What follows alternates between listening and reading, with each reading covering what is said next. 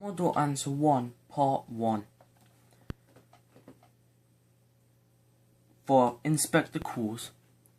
When the play opens, Sheila appears to be a typical Edwardian upper-middle-class young woman, celebrating her engagement with her family and fiancé.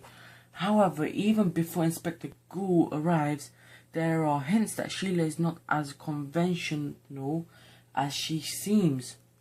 During Gould's interrogation, Sheila increasingly disagrees with her parents and Gerald. By the end of the play, she is frightened by the attitudes of her parents and has broken off her engagement to Gerald. At the beginning of the play, there are already signs that Sheila is not prepared to accept her traditional role in Edwardian society. Yes, except for all last summer when you never came here near me. Yes, that's what you say. The stage direction shows that although Sheila suspects Gerald of having an affair, she cannot publicly accuse him.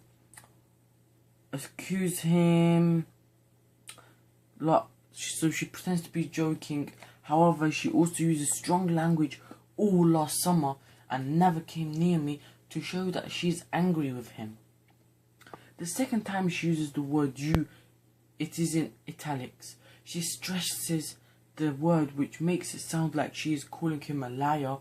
Upper middle class women in 1912 were not supposed to challenge men, and Priestly is showing that Sheila is a strong woman who is not prepared to accept the rule. Arguing with her fiancé would have been seen as unacceptable.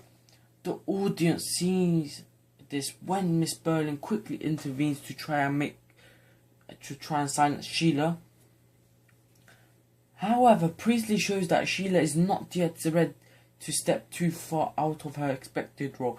When Gerald produces her engagement ring, she seems to have forgotten all about her suspicions. "Oh, it's wonderful. Look, Mummy, isn't a bit of beauty?" Her repetition of "oh" with frequent pauses and the exclamation mark all show how excited she is when she sees the ring.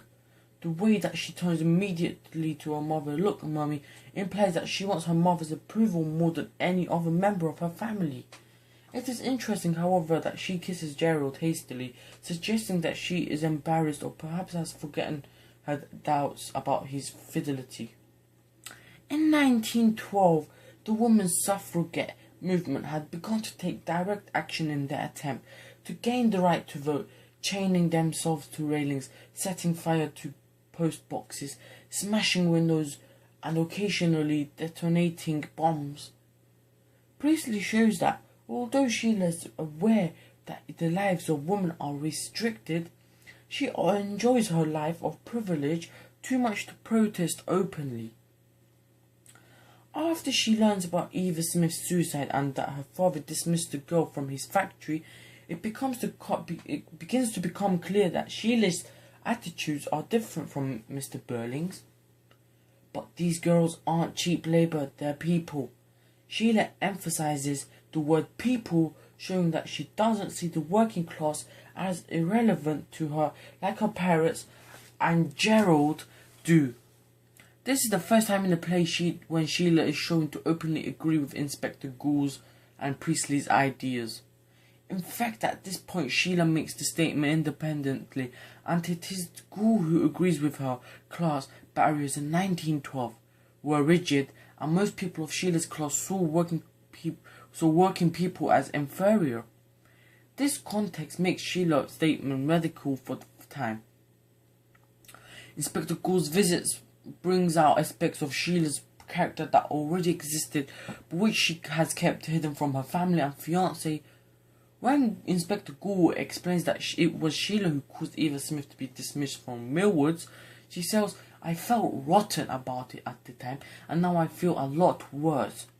Did it make such a difference to her? The use of the words rotten and a lot make Sheila sound childish. Her question directly to Inspector Gould shows that she now values his opinion. However, her use of the phrase "at the time" shows that although she did feel guilty, she forgot about it. Priestley, of course, thinks that what she did was terrible and she should still be feeling guilty about it. More importantly, she must learn never to abuse her power as a daughter of an important man again. By forcing her to admit to what she did, Gore sets in motion Sheila's change of attitude. And then I went to the manager and told him that this girl had been very impertinent, and Sheila shows that she can be honest as she relates in detail what happened between her and Eva. Her repetition of and her frequent pauses showed that she is finding her confession difficult. She says that she used the word impertinent to describe Eva's behaviour, and it could be in remembering this that causes Sheila to break down. The word shows that Sheila saw Eva as inferior. When Miss Burling uses it later in the play, Sheila tells her mother that the word is silly. Sheila is changing how she feels about this show how her attitude to working class people has changed since Inspector Gore arrived.